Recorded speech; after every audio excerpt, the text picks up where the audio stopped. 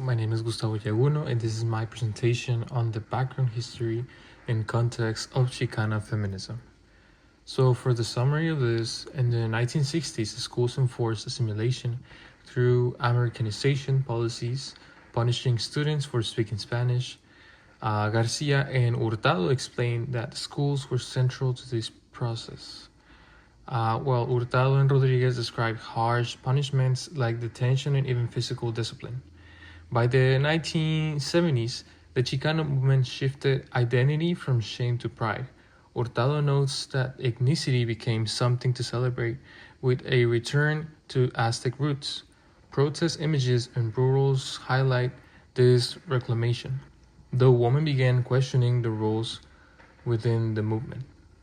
In the 1980s, scholars advanced the internal colonial model. Almaguer and Blauner argued that Chicanos were not just immigrants but a colonized people, reframing identity by leaving feminist concerns unaddressed. By the 1990s, Hurtado introduced the social engagement model, which examined identity through everyday spheres like work, family, and schools. This broadened analysis but still lacked feminist epistemologies. From the 2000s onward, Chicana feminist pedagogy and testimonio filled these gaps. Prieto and Villanuevas highlight pedagogies from Nepantla. Nieto and Bode emphasize autobiographical narratives, and Delgado Bernal develops critical race feminist epistemologies.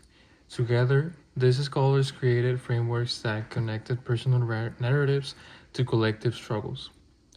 Now, a short analysis about this is that this timeline shows how identity evolved from enforced assimilation to cultural pride, then to deeper models of colonization and social engagement. Yet, until the 2000s, feminist perspectives were often missing. Chicana feminist scholarship addressed these gaps directly. Testimonial in Borderlands pedagogy provided tools to self-construction and contesting power.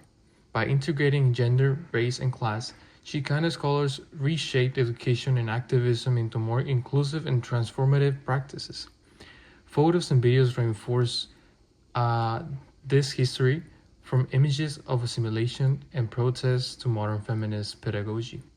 Together, they show how Chicana feminism emerged as both a corrective to earlier models and a framework to future generations.